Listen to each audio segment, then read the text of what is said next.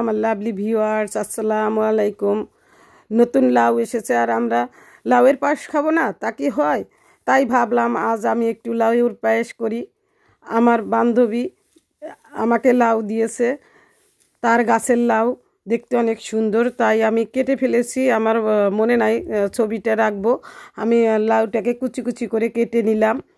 এখন আমি একটা পাত্রে পানি গরম দিলাম, পানিটা বলক উঠলে আমি লাউয়ের কুচিগুলো ছেড়ে দিব। এখন বলক এসেছে, আমি লাউয়ের কুচিগুলো ছেড়ে দিলাম। লাউটাকে কিছুক্ষণ সিদ্ধ করে নিব। প্রায় সিদ্ধ হয়ে গেছে লাউ। আমি এখনই একটা স্ট্রেনারে ঢেলে নিব। আমি লাউটাকে ঢেলে নিলাম, পানিটা শুকিয়ে নিব। একটু পানিটা যখন থাকবে না তখন আমি লাউটাকে তুলে নিয়েছি। আর এখানে একটা কড়াইয়ে ঘি, গরম মশলা গরম দিলাম। এখন এটার ভিতরেই আমি লাউটাকে সুন্দর করে কিছুক্ষণ ভেজে নিব। যখন গরম মশলাটা গরম হয়ে গেছে, এখন আমি সেই লাউটাকে ঢেলে দিলাম। যেটা কুচি করানো লাউ চিপড়ে রেখেছি সেটাকে ঢেলে দিলাম। সুন্দর করে কিছুক্ষণ নেড়ে চেড়ে পানিটা শুকিয়ে নিব। এত সুন্দর করে নাড়তে হবে যেন একটুও পানি না থাকে। পানি থাকলে মজা লাগবে না, কারণ লাউয়ের ঘ্রাণ চলে আসবে না। ঘিটার সাথে লাউটা মিশিয়ে নিলে ঘ্রাণটা চলে আসবে। এখন আমি দুধ দিয়ে দিলাম। দুধটা গরম করে নিলে ভালো হয়। আমি গরম করে নেই, আমি সাথে সাথেই ফ্রিজ থেকে বের করে দুধটা দিয়ে দিলাম। আমি পরিমাণ মতো দুধ দিয়েছি, 2 কাপ ফার্স্ট দিলাম, তারপরে আর একটু দিয়ে দিলাম, কারণ আমার লাউ অল্প ছিল। 250 গ্রামের মতো লাউ ছিল কুচানোর পরে। তারপরে আমি অনেকক্ষণ নেড়ে চেড়ে এখন আমি 2 চামচ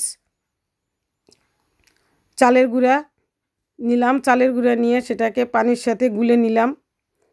পরে আমি এই লাউটার ভিতরে চালের গুঁড়াটা দিয়ে দিলাম, কারণ একটু ঘন করতে হলে এইটার ভিতরে চালের গুঁড়া দিতে হবে, নাহলে একটু কর্নফ্লাওয়ার দিতে হবে, নাহলে একটু ময়দা দিতে হবে।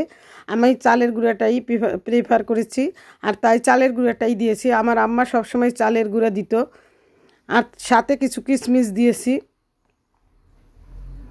ইচ্ছে করলে আরও কিছু ফল দেওয়া যেত, কিন্তু আমার আর কোনো ফল ভালো লাগে নাই। আমি শুধু চালের গুঁড়াটাই দিয়েছি। আমার পায়েস, লাউয়ের পায়েস, দুধ লাউ এটা হয়ে গেছে। কিছুক্ষণের মধ্যেই আমি নামিয়ে নিব। কারণ ভিডিওটি দেখে ভালো লাগলে অবশ্যই আমাকে লাইক শেয়ার করতে ভুলবেন না। আমার চুলার পাশে যে লাইটটা ছিল সেটা একটু কম আলো ছিল, সেজন্য আলোটা বেশি স্পষ্ট ছিল না। ভিডিওটি দেখে অবশ্যই আমাকে কমেন্ট করতে ভুলবেন না। আর আপনারাও রান্না করে খেয়ে দেখবেন, অনেক মজা। অনেক দেশেই এটা খুব প্রচলন, আবার অনেক দেশেই প্রচলন না। এক এক দেশের এক এক নিয়ম। আমি মাদারীপুর ফরিদপুরের মেয়ে, তাই আমি এভাবেই রান্না করি। আমি আবার আরেকটা ভিডিও দিব বুনি লাউ, যেটা শুধু খিরসা দিয়ে তৈরি করা হয়। আমি সেটাও দিব, আপনাদের সাথে শেয়ার করব। আপনারা সবাই ভালো থাকবেন।